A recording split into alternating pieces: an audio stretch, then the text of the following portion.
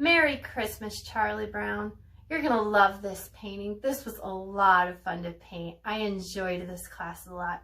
I put tons of art science in here, so you're gonna learn plenty. So if your kids haven't had an art class in a million years, they're stuck at home bored because of this coronavirus situation, this is a good one. And it'll look so cute. I mean, really, honestly, who doesn't love Snoopy? You're gonna have a good, fun time with this one. And if you'd like, please share your painting. I would love to see how yours turns out. Remember to prep your station before you start. I have laid down a paper over my table so that I can keep my table nice and pretty. I have an outfit on right now that I don't mind getting paint on. I have my hair tied back in a ponytail. I took off all my jewelry so that way I don't have to worry about scraping off paint later. I will be using acrylic paint. Now, acrylic paint is almost completely all the time, in most circumstances, permanent once it dries. So please keep that in mind. If it gets onto your carpet or anything, please clean it up right away. Otherwise, it's going to stain and it's going to be a whole thing and you're going to end up having to cut it out of the carpet. I have a wood floor. So I'm kind of just, if the paint spills, I clean it, but I'm like kind of like, whatever, we'll Jackson Pollock it and just have a big old mess. And after a course of 10, 20 years, it's going to be a cool little abstract painting on the floor. So that's an idea. Okay, so now I have my canvas. This is a 16 by 12 inch canvas that is stretched over a wood frame. So at the factory, they made a wood frame, cut it out of wood. This is pine. They took the fabric of the canvas, they stretched it and they pulled it, and then they put it up over the frame and they stapled it on both sides. Now this canvas has already come pre-gessoed, meaning that they had already taken in the factory, they took a moment and they used some paint and they went over the fabric. And now it kind of plugs up the holes a little bit, makes the surface a little smoother, and now the paint will adhere nicely to this canvas. I recommend buying these. You don't have to. I typically try to always buy these in bulk when they're on sale, because this is what I do full time. I paint several paintings a day, so for me it's cost effective. You can use flat boards. I used to only exclusively paint with flat boards, but what I found over time is that when I have them, to be able to display them in galleries and at art shows, I need to have them framed so I can hang them up. And oftentimes I've noticed that people don't really prefer the frame that I picked, that it doesn't go with the frames in their house, like the scheme. Like I prefer silver over gold. Sometimes a wood frame I think is cool versus a more traditional look. So everybody has so many different tastes in the world. So to avoid that, what I've started doing is just painting. And then when I paint, if you notice here, I have sides of my canvas. I like to, as I'm painting, paint those sides as well, because then the canvas looks a little bit more finished, because that's kind of like, for this painting, I want it to look like it has been completely finished as a painting. You don't have to paint the sides if you don't want to. You could reserve that for the end and maybe just go through with one color. If you do that at the very end, I recommend putting some painter's tape down and then painting the sides, so that way you get a crisp, clear line at the end. Otherwise it can be quite bumpy, and I don't know, it could be cool. But I think you won't really like how, when it's bumpy, how it looks if it's not evenly bumpy throughout all the corners. So with that being said, here are the other things I use. I like to use paper plates as a palette. This is where I put my paint. I find it way simpler to just do these, because then I can just throw them away at the end. Sometimes I'll maybe, like, I do a lot of fires at my house. I have a really nice fire pit, so they kind of get accumulated and then dumped in the fire as kindle during the summer. And paper's not as hard on the environment than the styrofoam is. And then the plastic, I don't want to be throwing that away constantly with the plastic. So paper plates, for me, they just seem to work. Okay, so I use paper towels all the time to clean my brushes. I use them quite frequently. I go through about 3 to 4 per small painting. This is for me. I consider this a small size. I also use a pitcher full of fresh, clean water. Now, if your water gets really dirty, so it gets browns, blacks, really dark blue color, I recommend dumping it out and getting fresh, clean water, especially if you're then going to clean your brushes and go back into lighter colors like white and yellow. It'll help the cleaning process of your brushes much better. The brushes that I will be using today are a variety. I like to use my big square. So basically, the fibers at the end are just cut into a nice square lined shape. I have a large round, which is pretty much the same brush except for the fibers have been pulled tightly to be together and then they're rounded at the edge. And I am also going to use my small liner brush. I'm really into liner brushes. I mean, I just feel that the magic of my paintings, my style, comes from the liner brush. Helps me with those little tiny details. And the more little tiny details I put in my paintings, the cooler they are, the more people like them at the gallery, the faster they sell. It's just the details. And I know that you probably are thinking to yourself, I really thought, like, we all do. It's a human thing. We all suck at making pretty, crisp lines and little dots. I mean, it's something that needs to be practiced. And I've been painting now for quite a long time, about around 25 years here. And I'm still struggling. But you know, it gets better. The more we work it, the more I notice my line work is way better the more I practice. So trust me, you can do this. If I can do this, you can do this. Because once upon a time, I totally sucked at doing this. Okay, so also I'm going to be using a pencil right now, a number 2. If you don't have one, you could use a colored pencil, which might be preferred. I just go ahead and use the lead. It's fine for me. When I draw on the canvas, I have a really light touch because I'm not putting a lot of effort into really making the mark. It's more of a basic gist of idea as to where I'm thinking about possibly placing an item. So because of that, lead for me works fine. If you're the type of person that really needs to draw it out and put lots of marks and lines, I strongly recommend that you use colored pencils, or using, which is probably better than colored pencils, using watercolor pencils. They're pencils that if you add water to them, they kind of fade out and they turn like into watercolors a little bit. They claim it does, but in practicality, it's it's always better in the advertisement than in life. But I recommend using those. For me, I put less is more. When I'm drawing these, I do the basic of the drawing, and I only go over it once. So don't be doing some chicken scratch on this. Chicken scratch is great, but in this application and in this moment for this painting, the chicken scratch is not what we're going to strive for. So let's put these aside. Now I'm choosing to do my painting vertical. You can do it horizontal if you'd like. I just feel for me that the vertical look, it just has more of a oomphiness. It takes up the space I need it to take up nicely.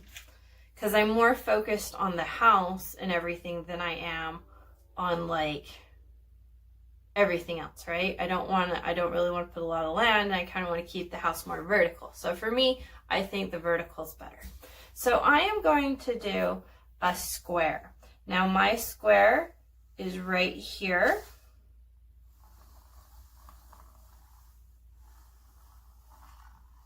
Notice how I'm not doing chicken scratch. If it's a bumpy square, it's okay, let it be. We're gonna paint right over it, no one will know. Okay, so we have our square.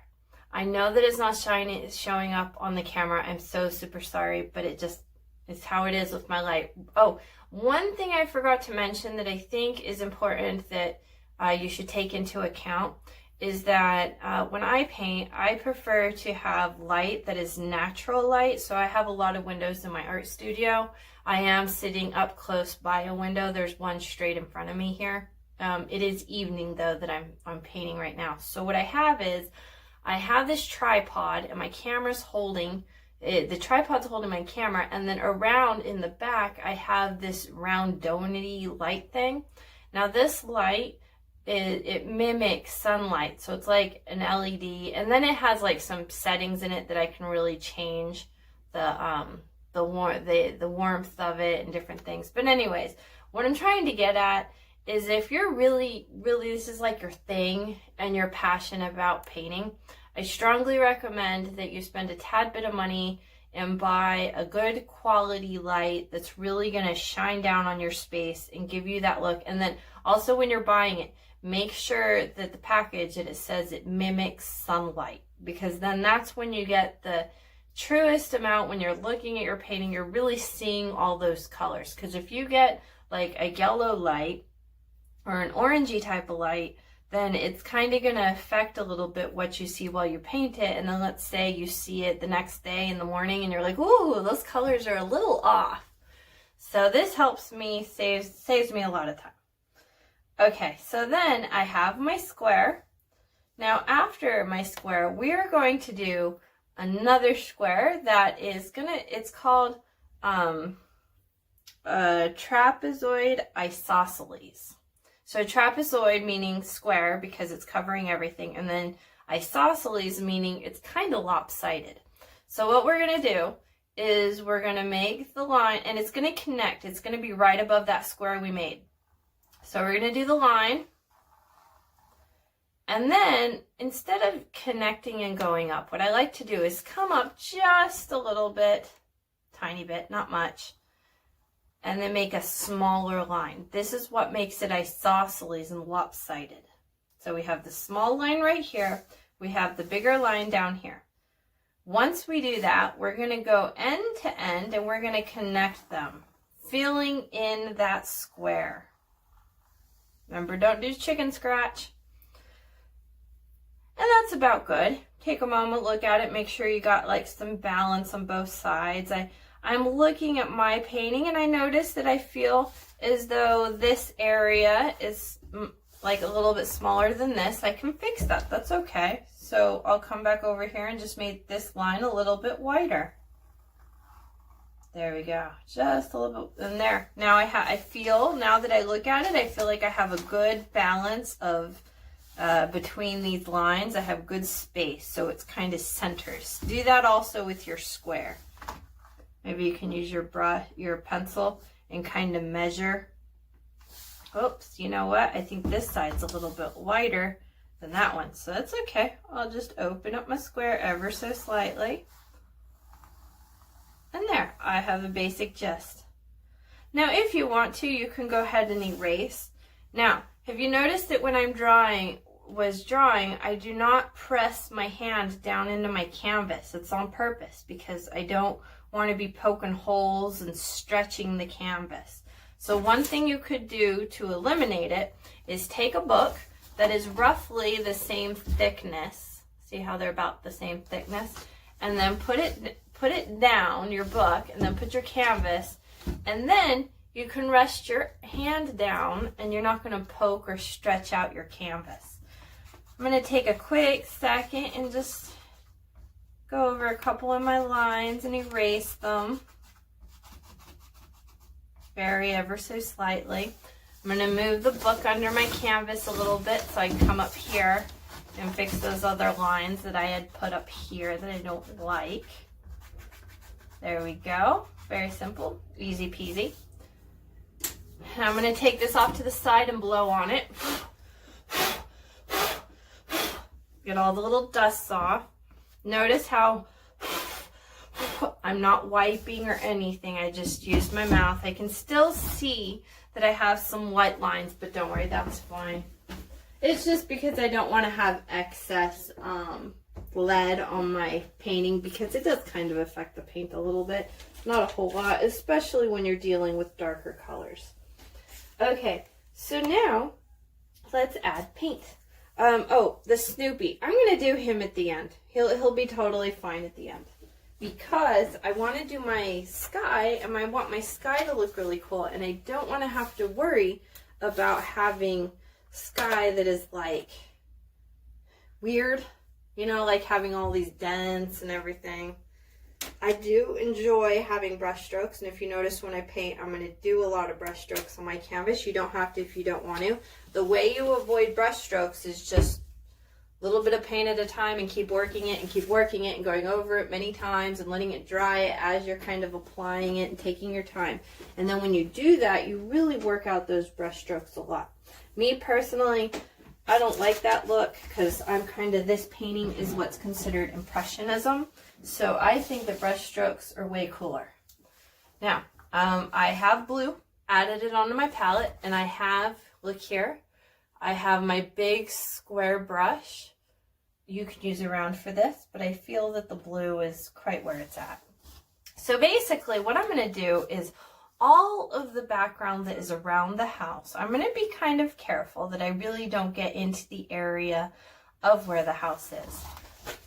And another thing that I like to do is I turn my canvas quite frequently while I'm painting. It helps me out a lot. So if you need to do that, go ahead and do it. Now I'm painting the side first. I like to get the sides a little bit out of the way first. And then after I have like a coat down, then I'll go back and work onto the front of the canvas. I find that when I do it like this, I have a little bit easier time with the blending, and I got with working on the canvas itself versus having to focus so much attention to the side, because nobody really looks at the sides a whole lot.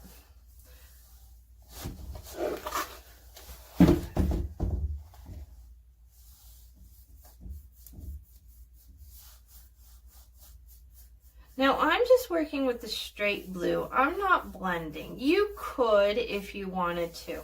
However, I feel in this moment with this particular painting, if I were to add a little white and have a lighter blue going on, it will make the painting appear more as though it's daytime. And I want it to be very nightimey. Oops, I had a bug on my canvas. Okay. If you get a bug anytime throughout painting, you can do a couple different things.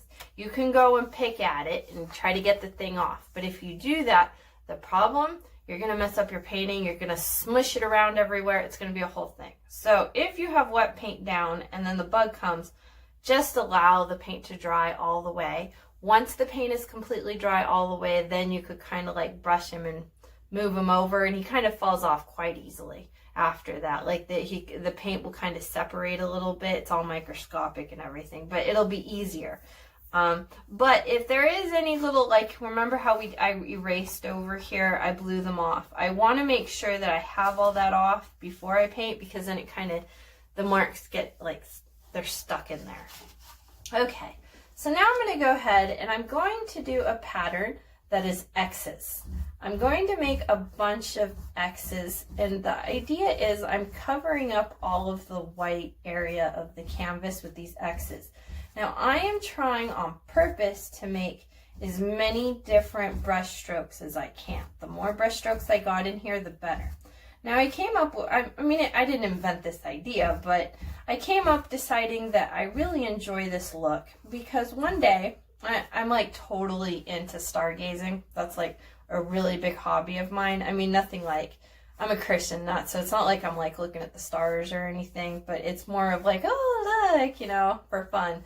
And so I was looking at the stars this one night, and I noticed that it feels like, I was like, is it my eyes? What's going on? But I feel as though some parts of the space, they kind of look like, some look a little darker, and there are some areas that look more gray. And so then I was like, okay, well, that's an interesting observation. So then I continued and I looked at other things as well, and I was like, in the daytime, and I was like, yeah. So sometimes the sky in some areas, it appears to be a lighter blue. Sometimes in the same day, you just look over a couple of degrees and you're like, oh, but it's a little bit different over there. It's lighter. So in lighter and darker areas. So really I kind of decided from then on that I would incorporate this into my painting with the look of light areas and dark areas. So by making these little X's, like right now I'm in a smaller area, so I'm just kind of randomly, sometimes it's not a perfect X. Sometimes the paint just, you know, it's just moving it and turning the brush each time that I'm applying the paint. Now, this is kind of has become a signature look of mine that I've been incorporating into paints. To my paintings. You'd really like to distinguish my paintings from other artists. I don't know, I think it looks cool. It's all patchwork quilting. This is also a good method if you were doing like a wicker basket. You would do the same thing. But you would just kind of have a pattern as to the way you are swooshing your swooshes. Now, I feel too, by doing this pattern, I like the look that it gives with a flat, square paintbrush. I feel that the round paintbrush is also equally as cool. The marks are just a little bit rounder, which I guess could give you more of a sky. I mean, it's really, you know, this works for me. I like how it looks. I'm sticking with it. With a rounder brush too, it would take you a little bit longer to achieve this, but you're going to have all kinds of detail. So more detail, the better. So basically what I'm doing is I'm applying paint, I'm adding it, and then as I'm adding it, because of the motion and the flickiness of how I'm doing it, it's also pulling paint off. And when it pulls, that's where I'm getting the lighter areas. Typically, sometimes the paint kind of pulls at the sides of my stroke. Yeah, just play with it, honestly. The more you work with it, the more you're, oh, okay, yeah, and it just starts happening. I mean, that's really how I kind of came to this pattern, was I just kept working and practicing and trying things, and after a while I'm like, oh, I like how that looks. This method looks amazing when you use the color purple, like for Halloween paintings, and use it as a background. Ooh, it looks really cool with the color purple. It's really Halloween-y.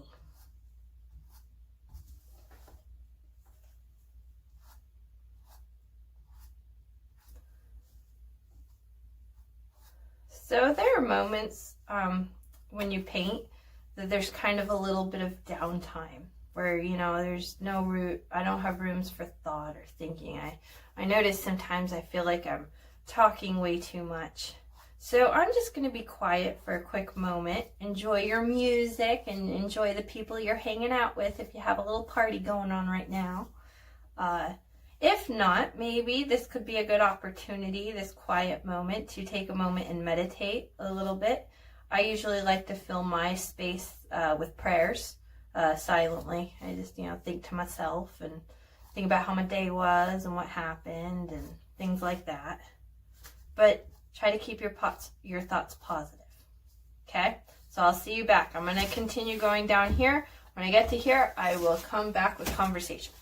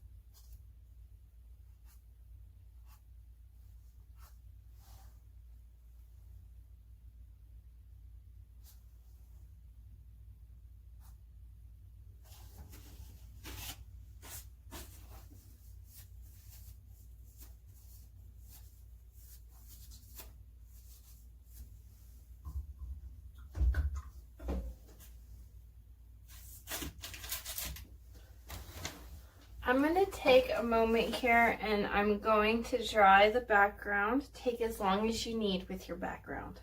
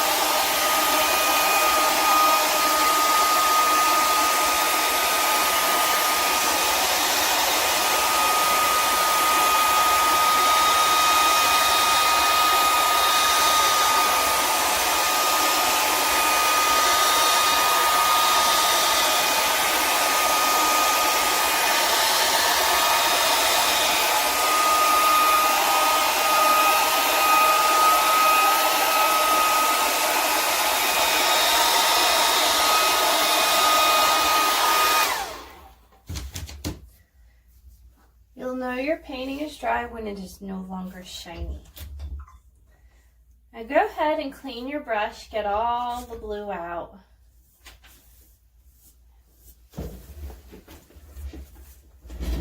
I'm going to be adding some red onto my palette.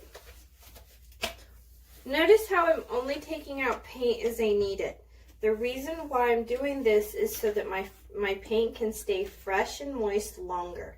If I take out all the colors I need at the beginning before I do anything, then my paints will have already started drying on the palette, and that's, I don't know, I don't like painting with really hard, thick paint. So if you need to, go ahead and add just a little bit of water to your paint and thin it out. Don't add it to the tube, add it to your palette.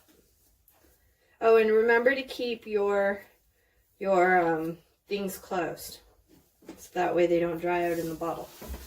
Okay, so now let's go ahead and work on the house itself. Now we're gonna do layers, so it's not gonna automatically be bam and be really cool. We're gonna take a moment and work with this. I am using my large square flat brush, and I'm going to be working, since I am right-handed, I will be working left to right, going horizontal. If you feel that your right side doesn't have as much paint, you can always start from there and go left. Notice how I'm on purpose going horizontal. The reason for that is this is naturally going to have that push-pull that I was telling you about with the background, and it's going to start appearing as though there are planks of wood. I am applying the paint rather thick, so it's kind of rolling off the side of the brush a little bit and creating a line right in the middle. Here's a close-up. Do you see the line that has naturally started occurring because the glob of paint just kind of started rolling off the side of the brush? Now this will help me in trying to make it look as though they're different wood panels. Now we're going to put some more extra effort into this, but this is the beginning stage. Keeping this horizontal pattern really just helps the look. Now, if you find that you have gone over with your house with some blue and you can see it coming up through the red. That's okay. All you're going to have to do is put on a second and a third coat until finally you're satisfied that you've covered the blue enough to really get a good look that it's red and not blue, because we don't want the house to appear as though it's see-through and we could see the sky. So the best way to, when you put on layers, is to give the paint adequate time to dry between the layers. And by doing that, the paint is just going to stick. It's going to adhere better. If you have wet paint and then you continue to add more wet paint onto the already wet paint, what's going to happen is that you're just moving paint around and it's not going to stick. It might, you know, if you're continuing, it dries while you're painting, but, you know, ever so slowly. So yeah, give it time between coats to dry, and then it's really, you'll have better coverage way faster. The end result will look way cooler. Now with the square, I'm going to continue this sideways horizontal pattern. I can see this red, I can see my little mark that I made from when I had the square adjoining the isosceles. But it's going to be okay because where I have placed my brush and I'm going sideways with it, the paint is kind of rolling off and it's almost looking as though it's a wood plank.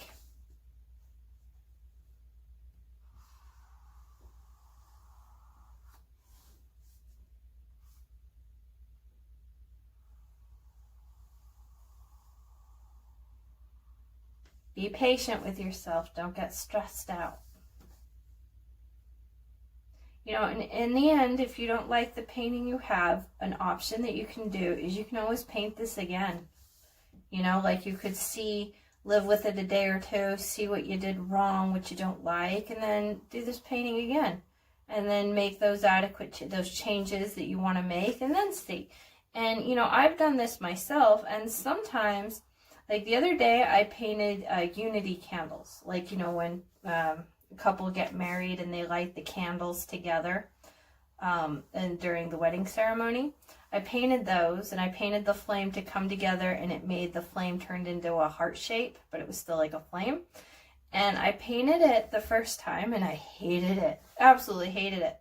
So I tried it again the second time, but then after living with both paintings for about a week, and I saw them, I have a place in my studio where I hang up my paintings, and it's kind of like, since this is my full-time profession, I have a space in which I have, like, it's dedicated to paintings that they're finished when I stop painting them. I never try to go back and retouch up a painting and fix it. It is what it is when I stop.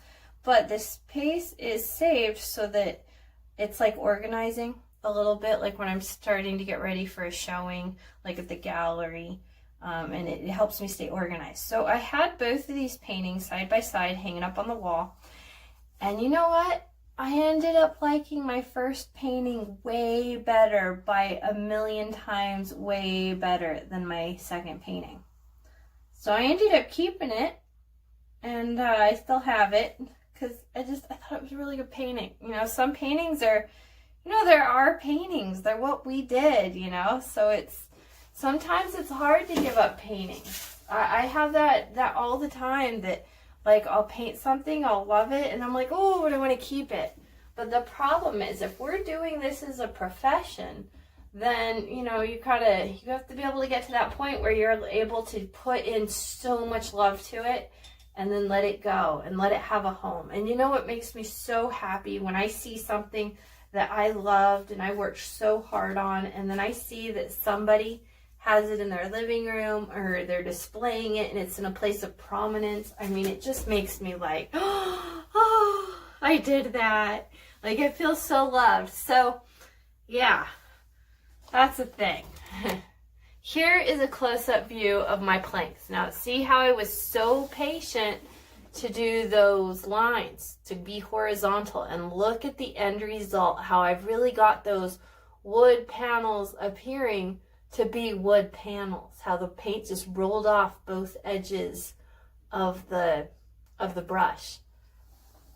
So from here, I'm going to take a quick moment, give you some time to catch up, and I am going to use my handy dandy hair dryer and dry the painting as much as I can. I recommend that you do the same thing at this point.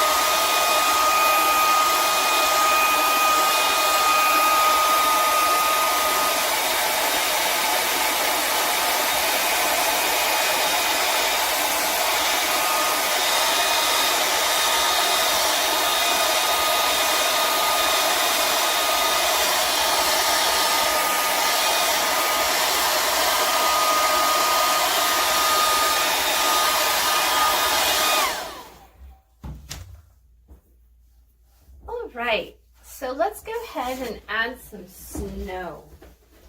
I'm going to take out my white paint, add it to my palette. Now I like to designate the center of the circle as where I apply the wet paint. Where I apply the white paint. I've seen a lot where my students tend to use mixing a lot and they cover up a whole entire palette. And then you end up at the end of the painting from like 5 different palettes, and that can get really annoying. So by using the method where I put all of the hue paint around the edge, so paint that's with color, and then I have the white in the middle, it makes it then easy that I have this center circle right here. Whereas, for example, if I wanted to make the color pink, I could bring some red over and put it there. I can bring some white over and put it there and mix a really nice light valued pink. And so I can do that here. And by having this, I can mix white into all the different colors that I add. And then by doing this method, it helps me so that at the end of the day, I'm really only using one paint to put all my paint in, and we don't want to waste paint if we don't have to, right? Okay, so now what I'm going to do is take my round brush. I'm going to go into the clear white paint, and now this is completely dry, okay? Make sure your stuff's really dry. And at first, what I'm going to do is I'm just going to paint and cake on the painting. Now I understand we're doing wet on wet, or we're painting white on white. I get it. But I am of the mindset that if I give it a nice little coating of white, what happens is over the course of the years, the canvas has a less likely chance of yellowing. The white and getting dirty, like, you know, if you put it up in the attic for the summertime, then you get it out in the next winter, it might get all dusty. And so this will kind of a little bit help prevent that discoloration. So I'm adding the white onto the white. First, I'm just kind of getting it in there. Just trying to cover it up and get paint. All right. So now I'm going to do like a stippling, and it's not going to show up a whole lot on the camera now that I'm doing it. But here that I'm painting this in life, I see that it gives it some texture because I'm using extremely thick bodied acrylic paint. So my paint is a little bit more expensive. However, the results come out so much better. With paint, I truly believe that it's you get what you pay for. It's like the idea, if you want to eat a good steak, you need to have a good cut of meat. If you don't have a good cut, then you can do everything you want to. And you know, it might turn out good in the crock pot and a pressure cooker. But, you know, if you're trying to grill like a rump roast, it ain't going to do that good as a steak. It'd be all kinds of chewy. And so it's like that with the paint. You know, sometimes it's worth spending that extra couple bucks to get the better quality paint.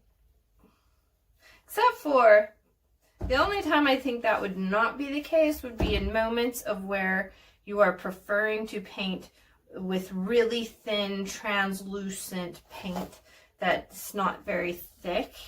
So if you're not really trying to cover up areas like the blue and the red and all that, and you want the see-through effect, that can look totally cute when done appropriately for the right reason, like the right technique and everything, then it'll totally come out so cute.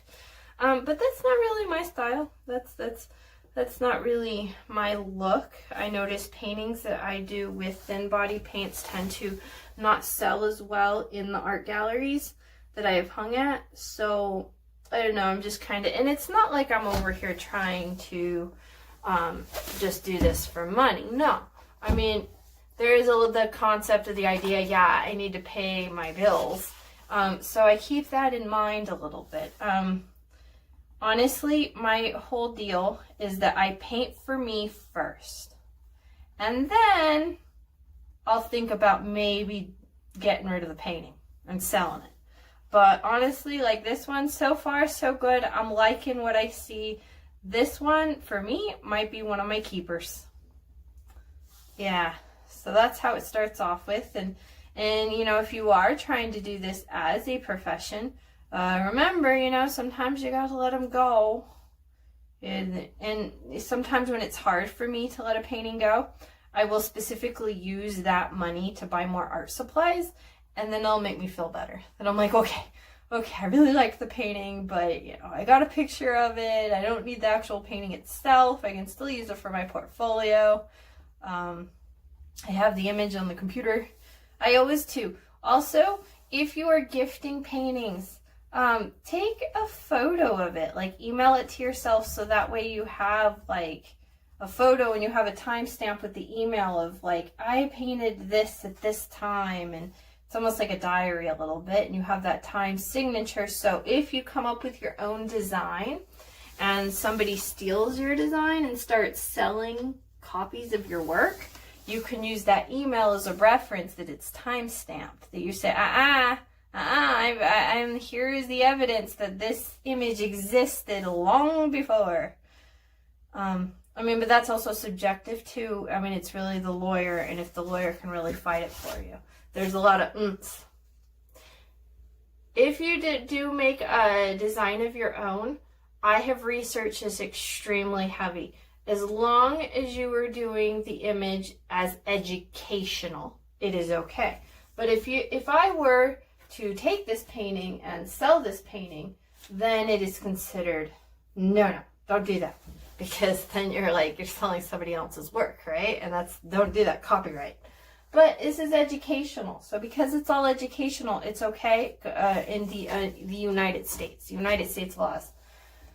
Okay, so let's go here. Let's work on a little bit of a Snoopy. Now he's gonna become cool because we're gonna add layers to him. That's what's gonna make him awesome. So we're gonna do a basic gist of how he looks, and then we're gonna refine it and refine it and refine it. So don't worry about getting it right at the beginning. So I'm gonna go here, and I'm going to do a straight line down for the nose. I'm going to do a little bump over here for the forehead. So I, in essence, have made the L. I have made an L, but it's, yeah, backwards. So then he's got a little bump for his stomach. His stomach is about meow, and it's bumpy. So we got a little bump. But remember, don't make it as big as the face. And then he's got some feet. Now his feet are roughly the same distance from when his legs were. So I've got a skinnier line for his feet. So now I have the gist idea. I'm just going to fill it in, and I'm going to make it a little bit bigger and a little bit bigger. And you know what? I'm going to change to a smaller brush. I'm still going to be using a round. I'm just going to use a slightly smaller brush. If you are happy with the brush that you're working with and it's looking totally cute, stay in this brush.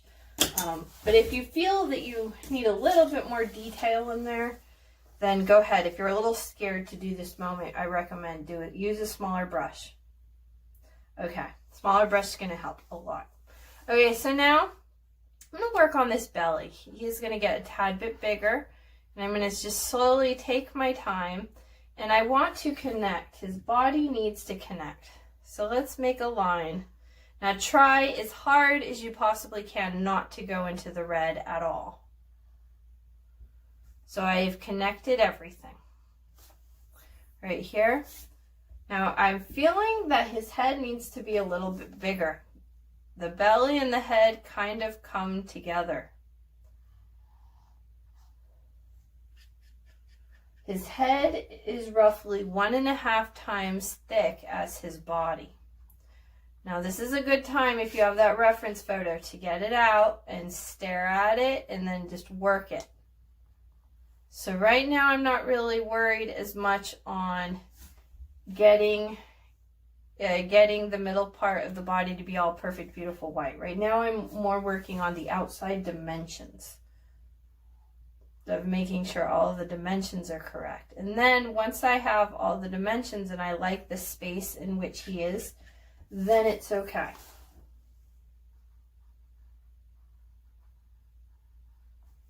Remember though, the body, I made the stomach a little bit too big. So his nose points up twice as high as his belly.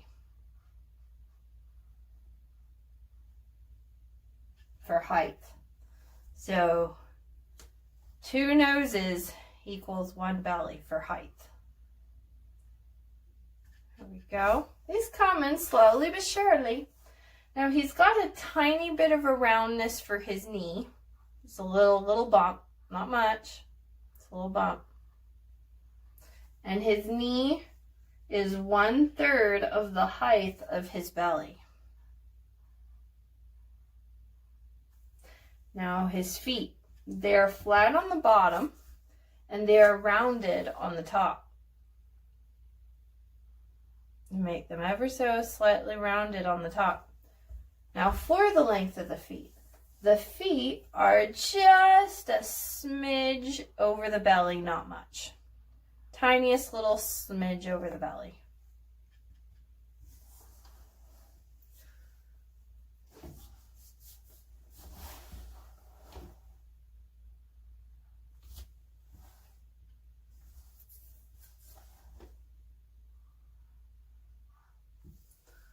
All right, that's coming. He's looking pretty good so far. Okay, so now what I'm going to do is I'm just going to go ahead and now, since I kind of like the dimensions, pretty happy with them, I'm just going to go in and fill him with white so that way he is an even thinness of white.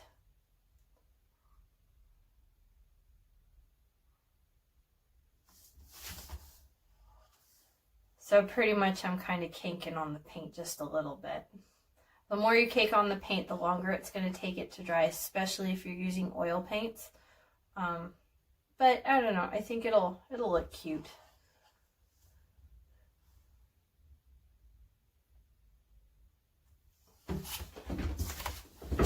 I need to add more white onto my palette. So when in painting you're trying to make an image and you like start with just one color and then work on the outline of it, and then when you're happy with the outline, then fill it in. And I recommend just practice. Honestly, the more you practice doing the outline and getting the outline good and then just filling it in and using that one color to fill it in, the better you're going to get. So for example, I'm sure you've seen paintings out there where there's silhouettes like in the dark, like they'll have a pretty landscape and then it'll be like a silhouette of a ballerina or a person or some sort of thing, and it's all done in black. I mean, there's tons of them on Instagram. Those are good ones to practice when painting. Practice, practice, practice. Do those type of silhouettes. Do a million of them.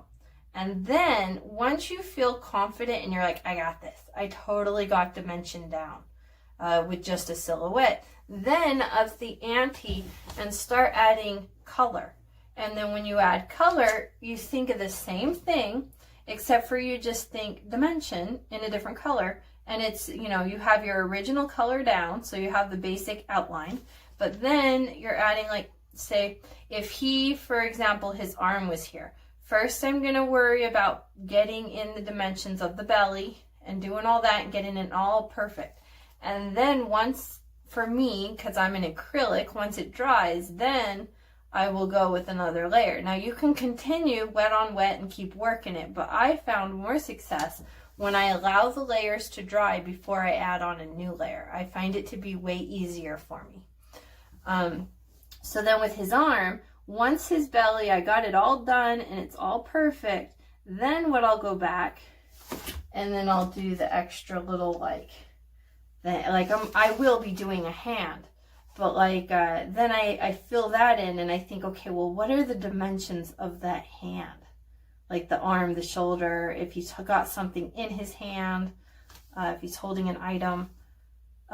So yeah, that's pretty much the basics. I mean, when I was at school at the university, that's pretty much what we did. That's how I was taught how to paint. And for me, it seems to work out pretty nicely. I like that method. I would consider this painting a beginner intermediate level. On purpose, I don't do a lot of really complex work because the majority of my students are more just for the fun and the party and the hanging out. So I kind of keep it more towards that. I have a better success. But if you want to more in depth, I actually do have on the website, I have some more classes where I've taken it up a notch and I've really okay. And I really we've worked it. So check out those videos. And I've written 6 different books. And they're doing quite well. I mean, I don't have bestseller or anything on those books, but they're selling quite nicely. So, I mean, I'm getting a lot of good feedback and reviews from people. So check those books out. And the whole thing I just talked about here, I have a whole chapter with pictures and everything going step by step. So check out my books. Okay. So before I go and add extra detail to Snoopy and make him really bam and really come together and just be super cool, he needs to dry. It'll just be so much easier because I've caked on the paint and it'll work out. Trust me, you'll have better, easier success if you let him dry. So I'm going to take a quick moment here and work on some snow. Now there's a couple ways you could do this, which had we have been wanting to do a stars, which are totally cool, we can do that as well. We could take the brush and flick the paint. I have many different classes where I teach that. But in this one, the view that I'm looking at is sky, and it's kind of there's really nothing behind him, but it's kind of off in the distance, so I'm not really looking up for say as much. I want to just focus looking sideways towards the horizon. So instead of adding snow, I'm just going to add, or stars, I'm going to add snow. Now I took my brush, I turned it upside down, and on the wood part, I've attached that into the wood. I have a lot of white that I've added, and all I'm going to do is take a dot and dot, and that's it. Just little dots. I'm going to be very sparing with where I put my dots. I'm going to really think about it and take a moment. I'm not going to add a whole lot of dots, but you know, the more dots you add, the more snowy it's going to be. Sometimes on purpose, I will put a dot in a location where it's hiding something that, like, you know, like my background didn't work out good, like maybe I got a bug in it, or it wasn't pretty. I use these little dots to hide my happy little accidents that I have on a painting.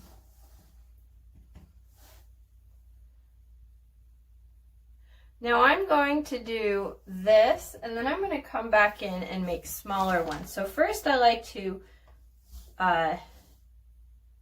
first I like to just add some of the same size, and then I like to go back and add other ones that are smaller or slightly bigger, depending on the look that I have achieved. Now I do want the right side of the painting to not be a mirror to the left side. So for example, 1, 2, 3, 4, 5 dots on the left and 3 over here. I want it to be super sporadic with where these dots are. And I also like to take a moment and put dots on the side of my canvas. That it kind of just wraps it around a little bit. Kind of just, it gives it a good look. I mean, not like nobody's going to really be on the wall looking at this painting sideways or anything, but I don't know, it just gives it a good little edge to do it. It's got a nice, like, check it out, see how it kind of, see on the sides here, just kind of seems, oh no, I got some paint on my shirt. Okay, see that? It just, you know, gives it a look. It's a little action. It's an extra oomph to the painting. Okay. So now that I have my big ones, I'm going to go back and I'm going to do smaller ones. Now for me, it's basically just getting and finding a smaller brush to use. I already was kind of using a small brush. So like, for example, I want to show you these. Here, look up close. Do you see how I have my large square and my small? But yet, look, this one right here is way rounder than this one. This one's smaller. So I used the small one first. So now what I'm going to do is I'm going to go into my liner brush, which is a nice, pretty pointed brush. I strongly recommend you invest in a little bit of money and buy a good quality liner brush. If you have a good quality liner brush that's really nice and pointy, your little dots and lines will be way easier to make, and they're going to be way cooler to put. It's just the overall everything about it is better. So invest and buy some really good quality liner brushes. Now I'm going to go in here, dip some paint, and I'm going to be really random. And on purpose, I'm going to lightly, barely, less is more, touch my canvas just the tiniest. Now what this is doing is this is making some of my snowflakes a little smaller. And this will give a 3D type of effect. And it really, by having the different sizes of the snow, it just really, it just makes the image way cooler. There's like more going on.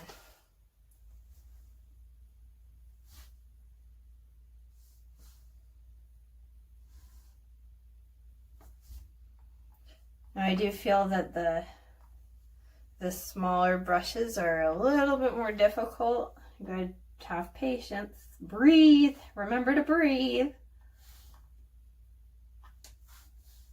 But the end result, ooh, this looks so nice. If you feel that you need to, go ahead and turn your canvas. Make things easy on yourself. Also remember to do some little dots randomly on the side.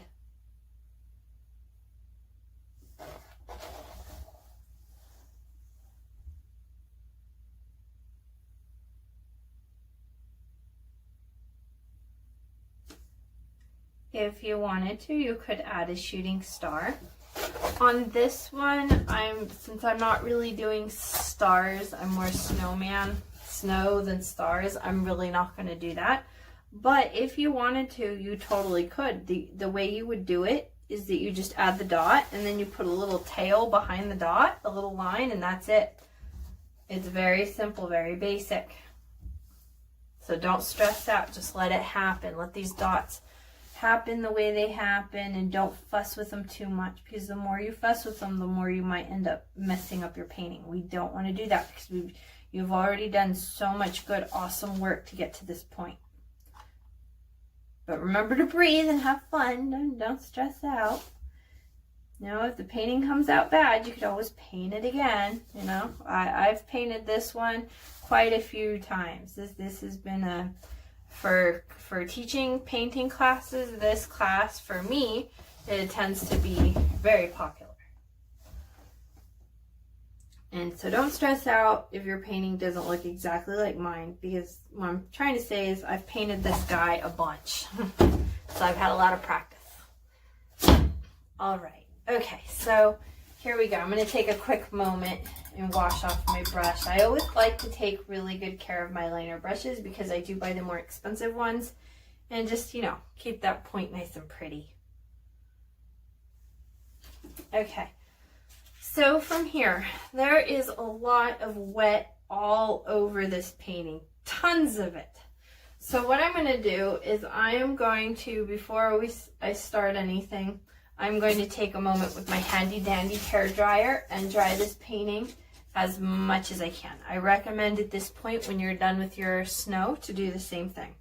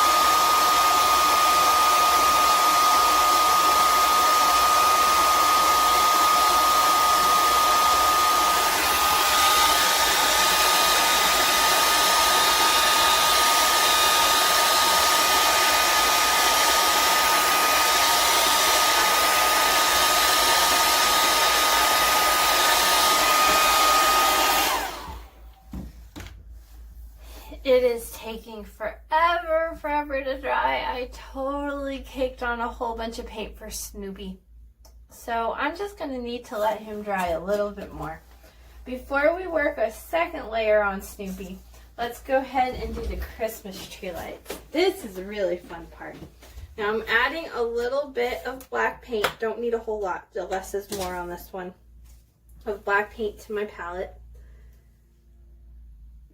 And I'm going to be using my liner brush. Now sometimes if your paint is really thick and you add a tad bit of water to it, it's easier to do these little outlines. However, since I just now poured it out and it's fresh, I don't need to add any water to mine. Okay, so it's basically little U's that are all connected together. There's 1, 2, 3, 4. 4 rows of lights. So we're going to work on the wires first and then add the dots later. Doing this will help us to be able to have, like, we're mostly working with size control right here first. If we do the dots first, then it's gonna be a lot more difficult making these lines nice and pretty.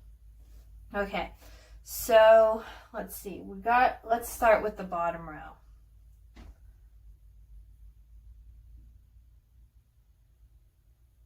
So there are 3 on the bottom. So I'm going to start here and do a U coming up. Uh-oh, I think I made mine a little too small. That's okay. I just make sure that I keep the same size going, and instead of adding 3, I'm going to go ahead and add a couple more. You want to make your U's to be roughly the same height.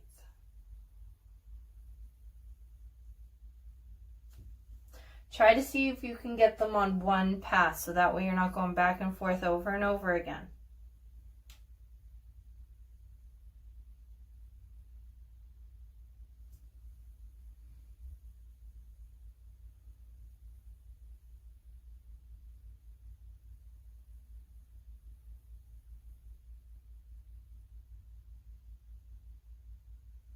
There we go, I've added 5. I am going to go over this one just a little bit because my paint kind of ran out. If you go back over, be very careful that you're not making the line any thicker or skinnier, that you're trying to be very uniformed with the thickness of how these lines are.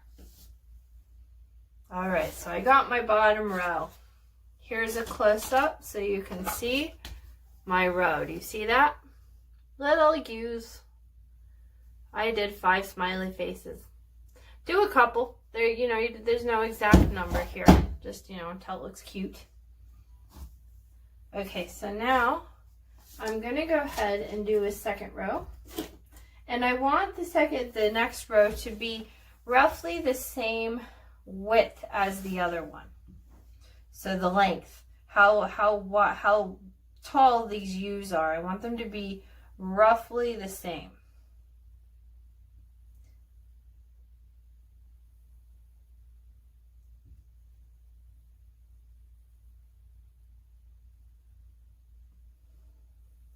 Now this one, I'm only going to be adding 4 because remember how we did that isosceles,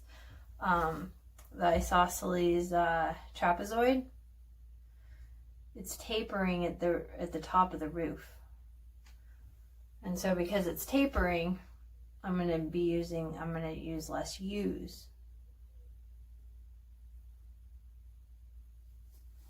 Now don't worry if where you're adjoining the U's, if they're not pretty pointed and all perfect, because we're going to put Christmas tree lights over that and no one's ever going to see it.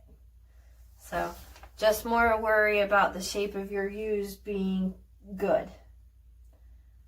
Okay, so now I'm going to go with another layer, and I'm going to go to the top,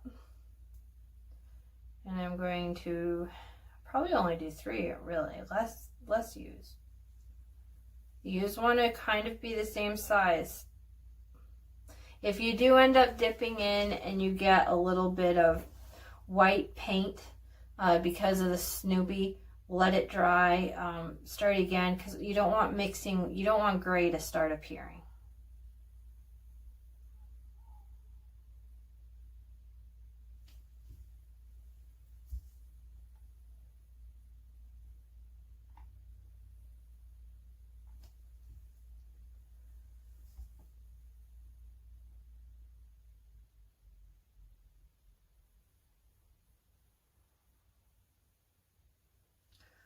Ooh, it's coming along really nicely. I'm liking it. I do feel like I kind of dented this guy just a little bit. Oh well, it'll show wind because it's not super perfect. Okay, so before I do my lights, I really want this black to dry all the way before I start putting Christmas tree lights on it, because then that black is going to affect the colors that I put. And Snoopy is not dry yet, so I'm going to put my stuff off to the side and I'm going to dry just a little bit more. Take your time with these hues. Don't rush yourself. Never ever rush yourself.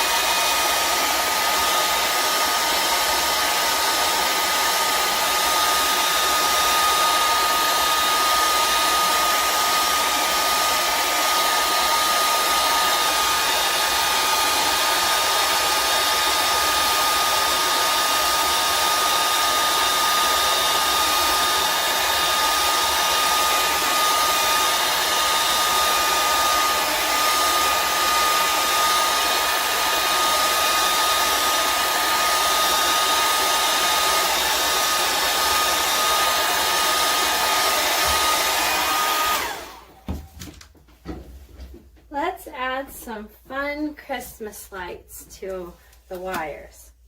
I'm adding a little bit of green, don't need a whole lot, less is more. And what I'm going to do is I'm going to take my big square brush because it's really wide, and just how we made the snow, I'm going to do the same thing, and I'm going to add them to the lights. Now the placement is a little bit important. So I'm going to dot them just like we did with the snow, same technique. And if there are any moments where, like right here, where it's connected, they didn't come to a pretty point, I'm going to go ahead and I'm going to make my little dot. I'm going to make it nice and pretty and round, and I noticed that my brush isn't as big, as large as I would like it to be, so I'm dotting it around to try to get a good circle. I want these to be rather large. Okay, so let's do it again. I'm going to come over here and make another one.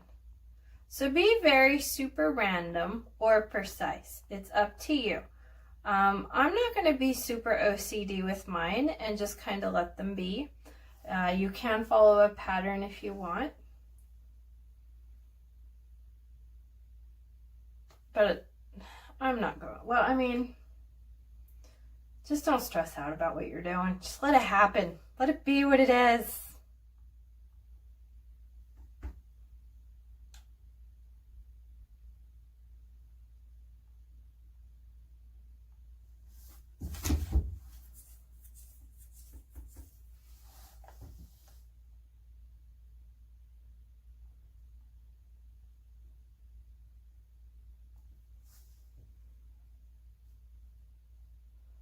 All right, that's looking good. Could add a couple more.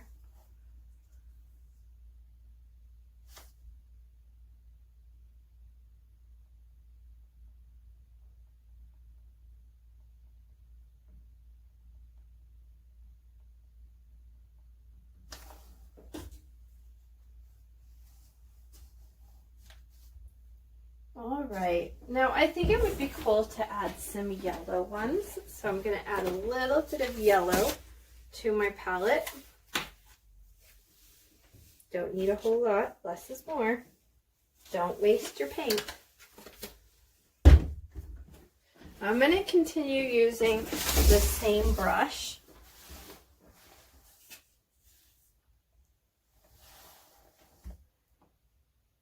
And I want my lights to be roughly all the same size.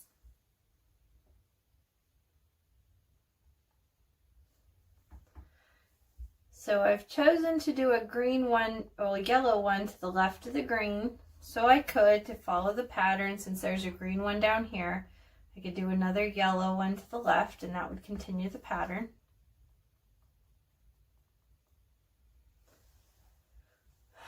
Let's see, I feel like more yellow would be cool.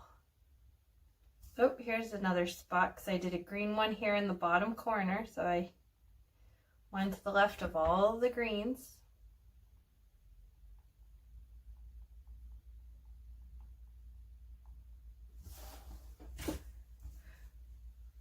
I'm going to choose not to make any of my lights red, solely based on the fact that the shed itself is red and it kind of gets lost in there. I'm going to do some blue ones. You go in here and do blue, and I'm going to do them between the green and the yellow. So I'm going to choose to do it to the left of the yellow. Follow whatever pattern you got, okay? Whatever you're working with. If you don't want to work with pattern, don't work with pattern. Choose the colors you want. If you're a fan of purple, go for purple. Now, one thing with purple though, purple and orange, those lights tend to look a little bit Halloween-y. Those are typically our lights used more for Halloween. So, you know, I don't know. I feel red and green is more Christmassy. Okay.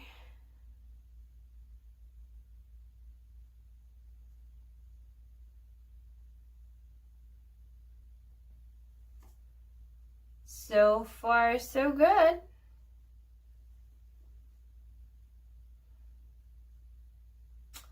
Let's see.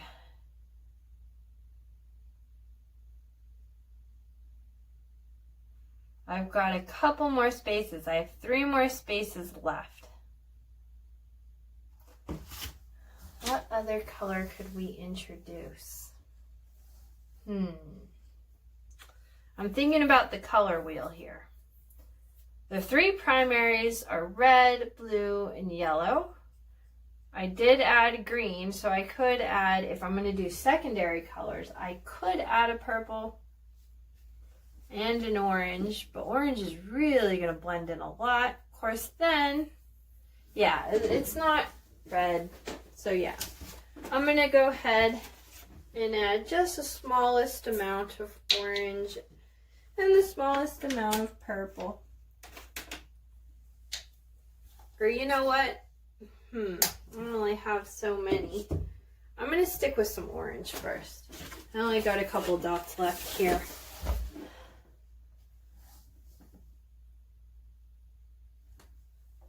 Remember when you're doing your dots to keep them roughly the same size.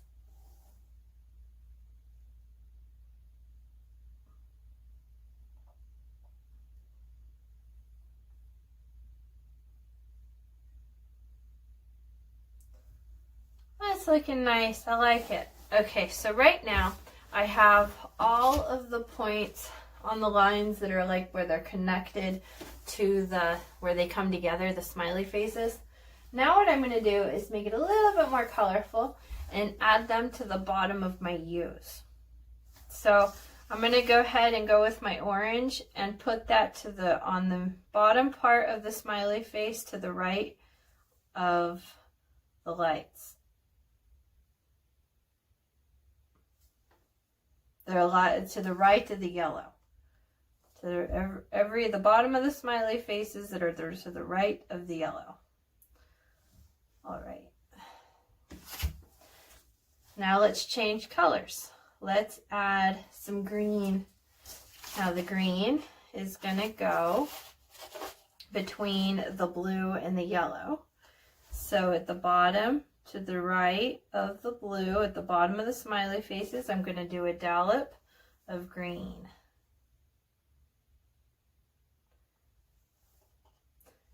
Remember to keep it over the black line so the light bulb is still connected to the light bulb is still connected to the wire.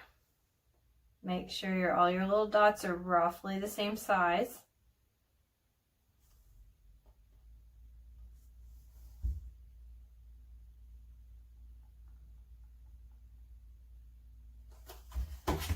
Okay, now I'm going to switch colors. Make sure that every time you switch colors that you're wiping off the end of your brush very well. So that way you're not mixing the colors. Okay, so let's see what color. Yellow! Let's add some yellow. So the yellow will be between the green and the blue. So at the bottom part of the smiley face to the right of where I had placed green. At the top.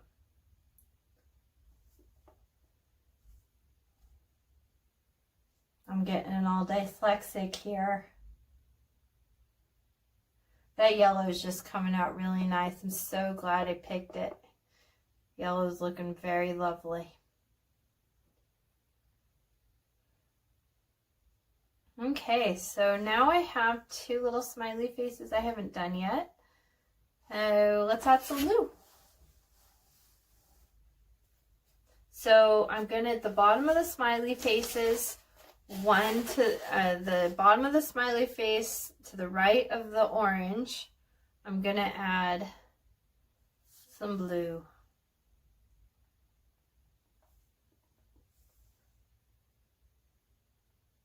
Oh, it just looks so lovely. Okay, so this is looking really great. I think it would be fun if we added a little bit more dots. Now here, I'm going to show you a close-up of my painting so you can see what I've done. Here's a little bit of a close-up. So I did the bottom parts of the smiley face and I did the top parts of the smiley face where they had joined together. So now I'm going to do the parts that are between the top and the bottom parts of the smiley faces. So I'm pretty much just adding more colored lights. And I'm sticking with the same brush. Remember, between each color to wipe off your brush. Okay, so let's start with some yellow. I'm going to add yellow. Let's see. Let's add yellow between, when we see dots that are blue and green, where, yeah, right here. I'm going to add a yellow dot right there. So where I see blue at the top of the smiley face and green at the bottom of the smiley face, I'm going to add a yellow dot right in the middle. Trying to keep them evenly spaced. See, it's these little details of just adding a bunch of lights that make this painting extra special.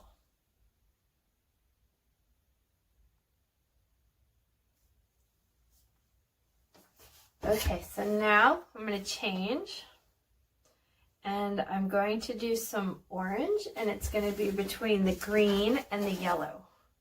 So where the yellow is at the top of the smiley face and the green is at the bottom of the smiley face, I'm going to add a dollop of orange right there between them.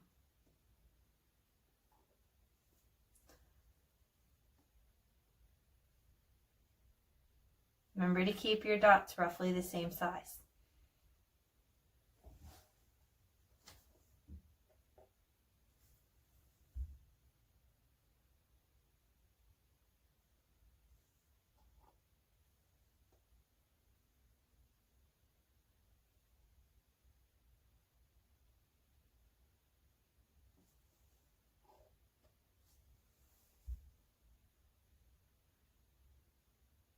Yep, so that's it for me. I got them all. Okay, so now we have a couple more that need done. So basically every U, I want 1, 2, 3, 4, 5. I want 5 dots in every U. So 1 at the top of each of the U's, and then at the bottom of the U, and then 2 other dots, 1 on each side, dividing between the top of the U and the bottom of the U. So let's see, we just did yellow, we just did orange. Let's do some green. Okay, so the green. Let's do the green where the bottom, you know what? I'm looking at my painting and I've started, my patterns kind of moving around on me a little bit here. Okay, so I've got the green, and I notice that I have 2 U's here that have blue. So to break it up, I'm going to add green between the 2 blue dots that I see.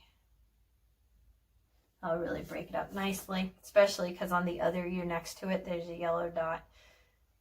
Green and yellow are almost, not quite, but they're very close to contrasting colors.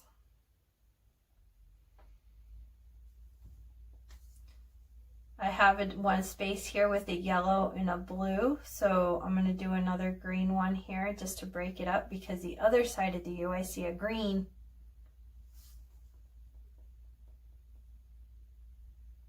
Got another one here. Oops, you know what? I have a bunch of spaces with the yellow and the orange, so I want to try to do something different there.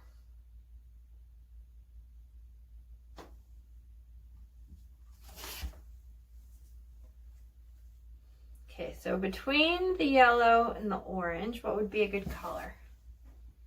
You know what? The green. I just cleaned my brush, but actually it would make sense. The green would look cool. So basically my whole goal here with these lights is that I'm making them so that the same color isn't right next to itself on the line, so that they're all kind of sporadic and moved around.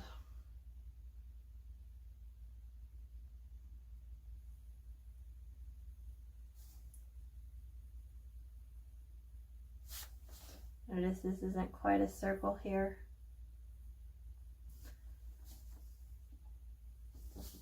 Okay, so now when you get to the end, just kind of look at it and see, what would look nice there that would be kind of all opposite?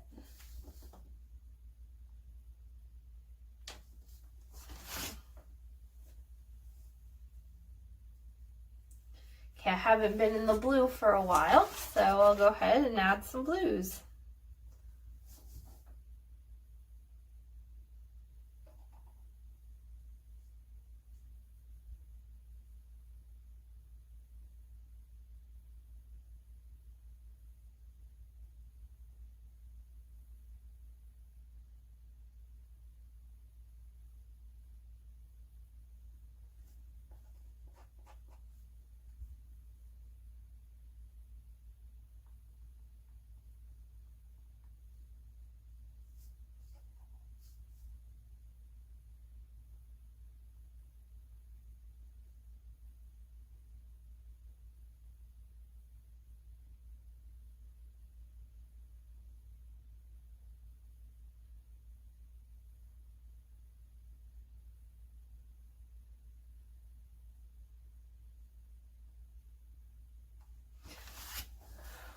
Alright, so the ones that I'm not sure about at the end, because I really like how the yellow just gets super shiny.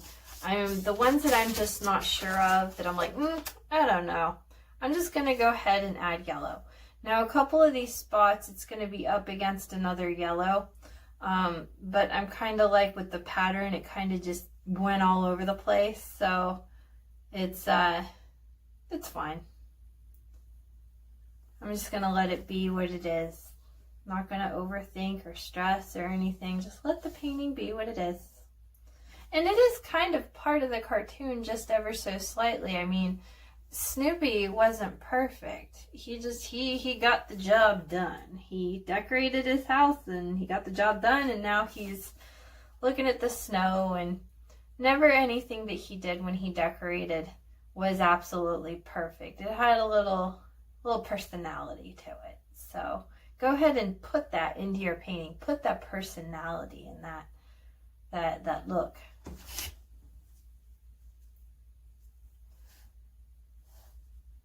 I am being very careful though that I'm not putting two colors next to each other that are the same. So take a double look. Make sure that you have a dot on each of the top of the smiley faces. You have a dot at the bottom of the smiley faces, and then you have a dot both on the right and the left side of each smiley face. Just for a moment here, I almost forgot a space. But it's a good thing I double checked. So here is a close-up of what my painting looks like right now. This is so much fun. Thanks for painting with me. I'm having a great time right now. See, lots of fun colors. Now the camera isn't picking it up that super well with the color. I understand it's the camera, it really is. But here in life, I'm seeing that my dots, and it's pretty cool. They're looking really good. We're gonna make them extra little twinkly, a little bit more, but they kind of need to dry first before we put on another layer to make them extra twinkly. So let's see, my Snoopy is still totally completely wet. So I'm going to take just a quick moment and use the hairdryer and dry. Notice how I'm constantly using the hairdryer. I always like to dry steps because I'm not really trying to blend colors. I'm not blending any colors at all. So I don't need to worry about keeping it moist and working with it. So don't stress out. Take moments and dry your painting. If it takes you a couple days to paint this painting, don't worry, it's all good.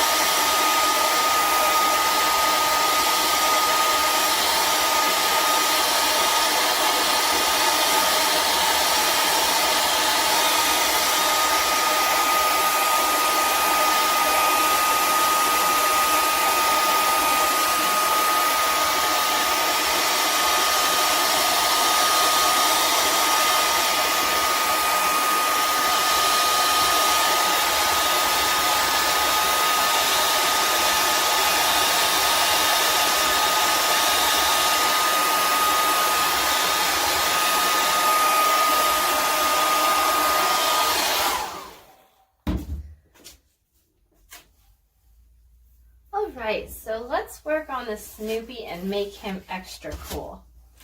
I'm going to take my liner brush. I recommend you use your tiniest, skinniest, prettiest pointed brush that you have to get these little tiny details. If your black paint is really thick, add a tiny bit of water to loosen it up, mix it around, wash your brush, make it a pretty point, and then dip it back into your mixture so you can load your brush in a great way that's nice and pointy. All right, so let's do some easy stuff first. Let's do a little dot for his nose. Now make it a tiny dot, and then make it bigger until you get a nice shape that you like, but it's a perfect circle. You could go a tad bit oval, just a little bit. Okay, so I got a nice pretty dot where his nose goes. Now let's do a tiny little swoosh for the eyes. Now his eyes are closed, so it's basically a comma, sideways, upside down, frowny face. If you need, like right here, I'm going to turn my canvas ever so slightly to help me with this swoosh. Take your time and breathe. Right when I'm done, I'll show you an up-close shot.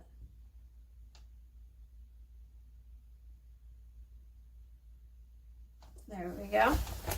Here's an up-close view of his eye. So he's got the round dot, and then he's got his eye, and it's closed. So it's just one little swoosh, like a little comma. Okay, so now let's add a little bit more to him. Now I do believe he's wearing a collar. So I'm going to add a little black line here to be his collar around his neck. So I'm basically doing a line between the head and the belly, just a skinny little black line. Here's a close-up of that line that I made.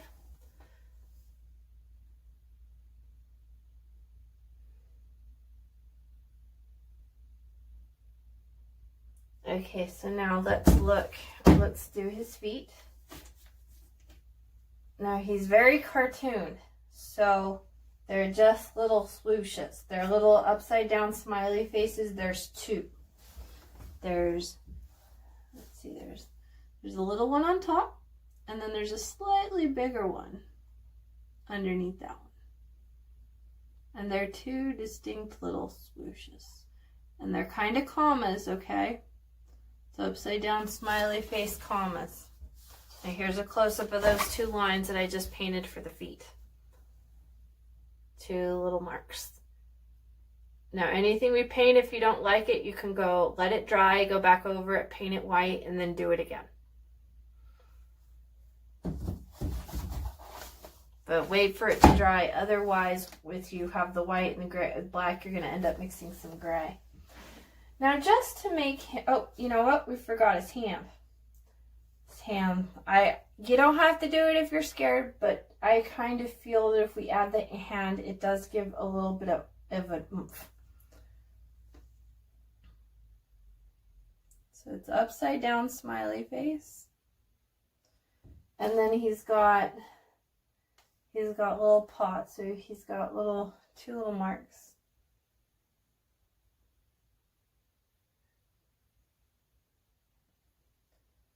I'm going to need to add some white. I forgot. I'm going to let that dry for a second. I'll come back to that.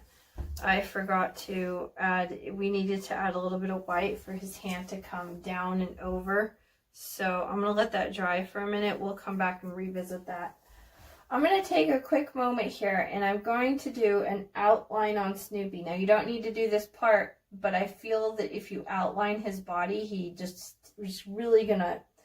gonna pop, and he's gonna do really well with the popping. So I'm gonna turn my canvas to make it easier on myself, but go ahead and do a thin black line around his body. Really thin.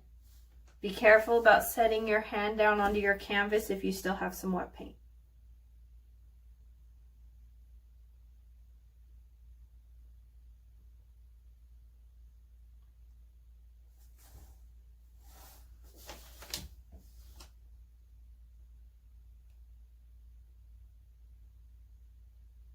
when you do the lines around his body, if there's something you want to make skinnier or fatter, now's the time that you can fix that with the line. So if you want your image to be a tad bit on the skinnier side and you made it a little fat in that area, you can paint up on the white area.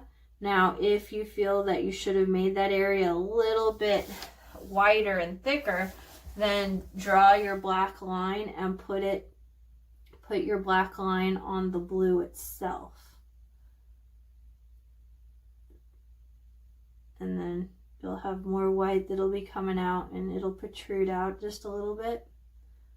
So here's all these little details. I mean, this is the part of the painting that really just makes it come alive, and it's going to be extra special. Go ahead and turn your canvas if you need to. I know that turning the canvas really helps me a lot. Don't strain your neck or your hand.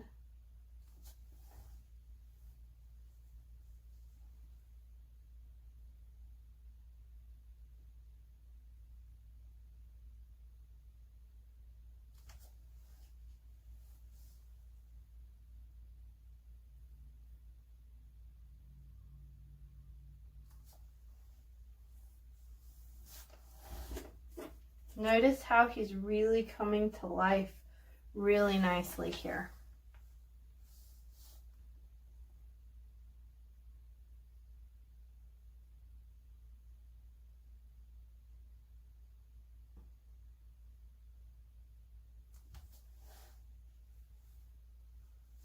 Now, if you wanted to, you can do an outline on your house as well. Now, I'm going to choose not to for my painting, but you totally could. You could outline the house in black, and that'll be a good look.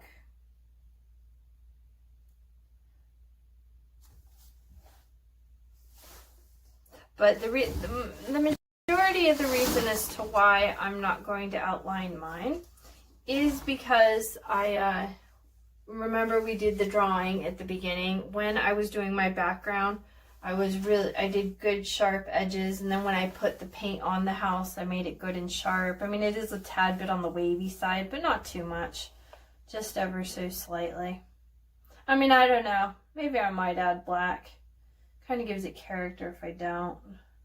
I don't know. It's all preference. We'll see. When I paint, I'm always constantly, like, I have this idea and then it morphs as I'm painting. I do that all the time. So if this happens to you where you're changing your mind all the time about your painting and what you're doing, don't worry. It happens to all of us. I'm not going to outline his bottom, the bottom of him. You can outline the bottom of him, but I feel if I outline the bottom of him, then that kind of means that I have to then, to make it make sense in the painting, I would have to outline the rest of the house. And I think it's cool to let it be what it is. I do have some blue areas where the red shows through, but I feel that these little moments give my painting a little bit of a character to them, that it's not super perfect and pretty and pristine. I mean, I find that paintings that have, like, where you can see little happy little mistakes happening, they seem to be cooler to look at. They see, oh, and like, you know, it's a painting, it's not a photograph, and it's not, you know, that it really, these little boo-boos that I have between the blue and the red on the edge of my house, they show up a lot and really say, I'm a painting, and that's really what I'm going for. Okay, so now let's do the ear. Now, his ear is to the level of where his eye is. Oh, I don't think I did a close-up view. Here, I want you to see a close-up view of what I got so far. Check that out. So take your time, no rush. If you don't like what you have, let it dry fully and paint over it white, and then just do it again.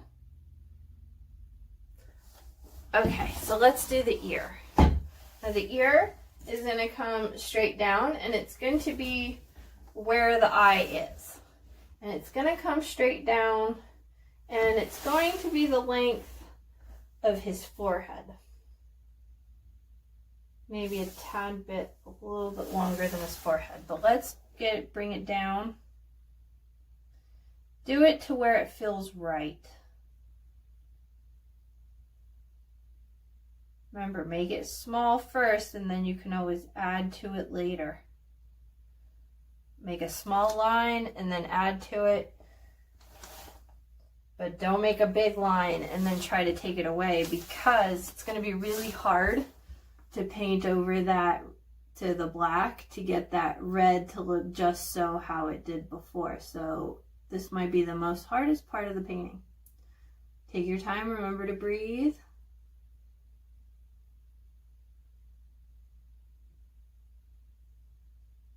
Normally I like to make a straight line in one pass, but I've decided to make his ear a little thicker, so I've got like 2 straight lines right next to each other to make one thick one. And the bottom, it wants to be kind of rounded. The bottom of his ear is rounded. That kind of does make a difference by rounding it. Okay. So my hand is a little dry. I'm going to stay with my tiny little brush, and I'm going to add, I cleaned it really well. I'm going to add some white. I noticed my paint's really thick and dry at the moment. It's okay. So I'm going to come over here, and I want his little hand to come down ever so slightly over the edge of the house. So I already have that hump of where the arm is itself. All I'm doing is I'm adding white to where the fingers are, to where they are wrapping around the edge of the house. And I'm just bringing that white down ever so slightly. Now while we wait for that to dry, this is a good opportunity in the painting that if you see something that you don't like, fix it.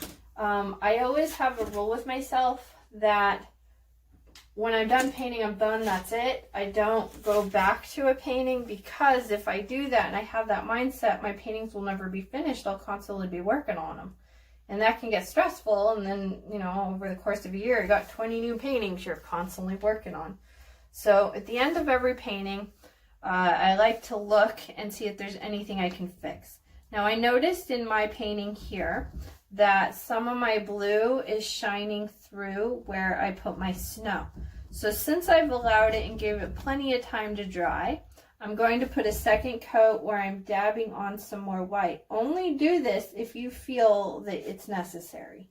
If it's not necessary for your painting, don't do it. I am going to go a little bit over the house ever so slightly, just to cover up some of those areas where the red is showing through on the painting. Remember to do it very globby, because we want to have that texture in the look of the painting. We want those little swoosh. They're not swooshes. We're not making swooshes. We're making dabs. So this dabbing might mess up your brush a little bit, but it's kind of okay, because these dabby brushes, they're kind of reserved for this technique, for stippling. These brushes do get messed up and the bristles go everywhere, but I keep these brushes, and whenever I have to do something where I'm destroying a brush, these are the brushes I go towards, because they're the designated already messed up brushes.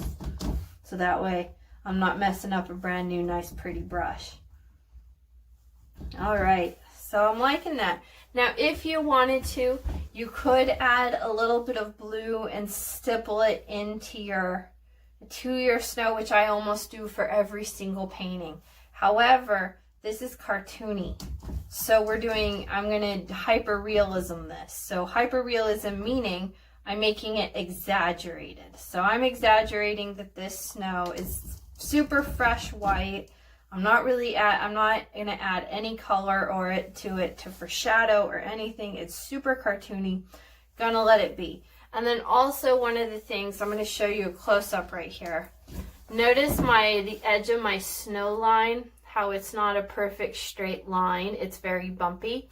That's on purpose, so that way it'll look like there's more, like the snow is bumpy and it's not just all flat surface there with the snow. Let's see, that's about it really for that. Okay, so we're still waiting for the hand to dry. Okay, clean out your little tiny skinny brush, make it a nice pretty point. Now, we're gonna add a tiny bit of magic to these, you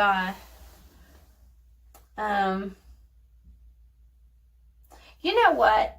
I feel that that dark green I added was really similar, is really similar in color to the black. So what I'm gonna do is bring some white over, and I'm going to produce, I'm going to use this second area of my palette here, and I'm going to produce a light green by mixing white. Now the more white, you don't have to do this if you don't want to. If you're liking the color of your green and it's not too dark, it doesn't look black, you don't have to do this. But I'm going to go ahead and do it. I remember how I said at the end of the painting, you look and you see if there's anything you want to fix. And for my painting, it's too dark. So I made a lighter green, and I'm just going to use my small brush. It seems to work. It's fine. And I'm going to go over where I had these dark greens, and I'm just going to add on each and every one. I'm going to add my other green that's a little bit lighter.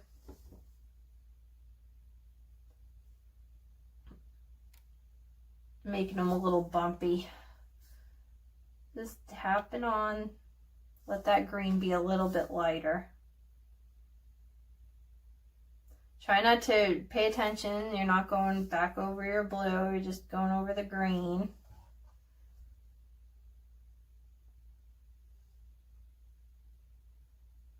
These little happy accidents, they happen. We'll just all know. I'll remember for next time. Don't use the dark green. Use the light green because it'll show up better.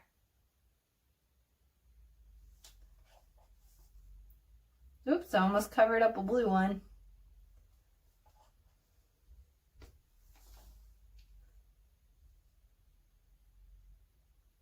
Yeah, I feel that that's much better now.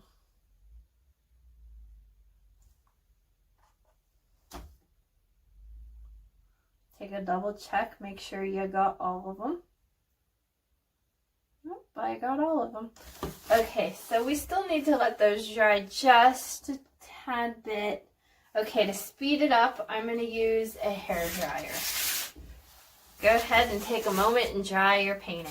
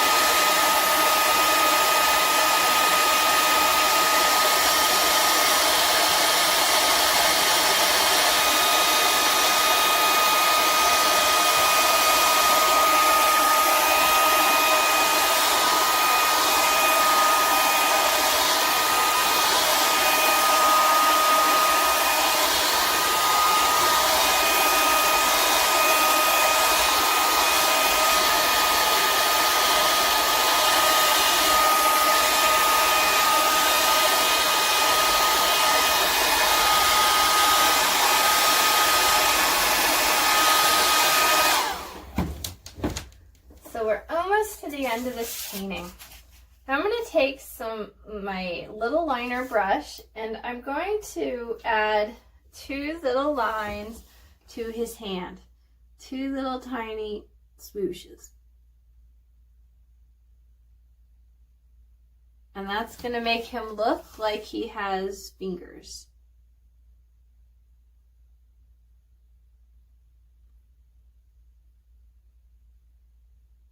Now I'm not going to add a line to the bottom of him, just how I did the rest of his body.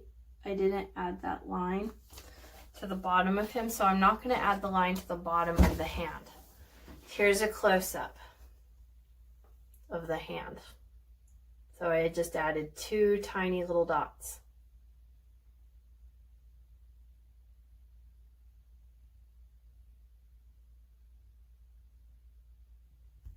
Well, I mean, there were more lines or more swooshes than dots.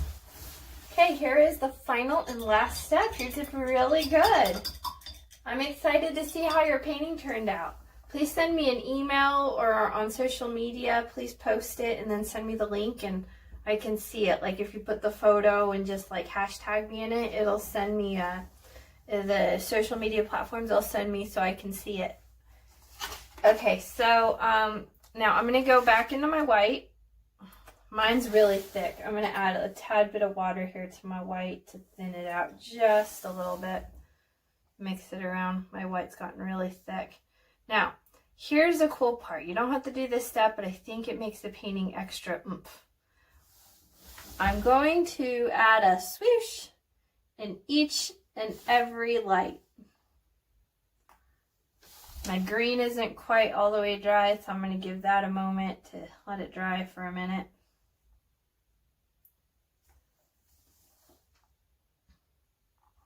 And just adding, I'm adding these swooshes to the top right. They're little commas, tiny little commas to the lights. And this will give the illusion that my light is kind of wet or that it's shiny and it's in the light is twinkling a little. It gives the action. These little details are what really makes this painting wonderful. So just a tiny little comma. Now be careful with your commas that you don't want to cover up all of your light. You don't like all the color that was there. You don't want to cover all that. We still want to see the orange, the yellow, the blue. Remember not to put your hand down on anywhere in your painting that is wet. Take your time. I'm keeping all my swooshes to the top right on purpose because that's like the kind of like a secondary light source because these are lights themselves, but keeping them to all of the swooshes on one side of like in one basic area, it's saying there is a secondary light that is coming down and shining, and it's kind of uniformed between the bulbs. So it's telling me that the secondary light is coming in this direction. Now, this is a little detail, okay? This is where this painting becomes more advanced because you don't need to do this step, but doing this step makes it extra cool. And especially keeping them like the degree and the area of the bubble that we're keeping the swooshes, it's all good. And then, you can also swoosh this to the left if you wanted. It's just whatever area of the bubble that you started adding these swooshes, try to keep it. So if you were doing to the top left, do the top left. If you're doing the bottom right, keep them all, the swooshes, to the bottom right area of where the bubble is. So now I'm going to go back and get some of the green ones since I gave them more time to dry. They're not all the way dry, but if you do this while your dots are dry, you'll have a better success with these swooshes. Now I'm going to go through this whole strand one by one and make sure I've gotten every single one and I haven't left one out. By making sure that you do every one, it really makes it kind of uniform that all these lights are roughly the same type of shape and they're the same type of light and they belong together as the family. Make sure you got all your swooshes. And I feel that if you keep them more as a comma versus just a dot, I feel that it makes it a little, I don't know, it just makes it a little cooler, I think, the look.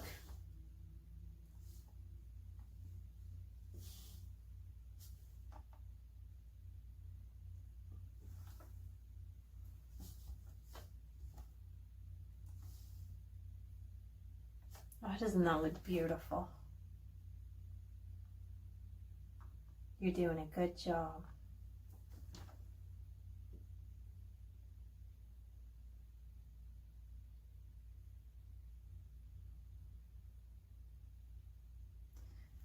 Woo, what a fun painting. I'm so glad you painted with me today. I thoroughly enjoyed this. I loved this. This was a fun party. Totally fun.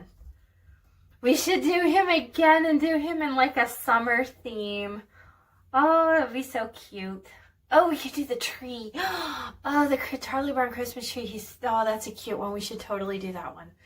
Okay, so, yeah, you don't have to share your photo with me if you don't want to, but I would love to. If you would like to, please email it to me, or please, on social media, just send me the picture and put me in there, so that way it'll send it to me so I can see it. And yeah, check out all my paintings. I got a ton of really cool ones, and I'm always adding new stuff all the time. So I will see you on the next one. Merry Christmas!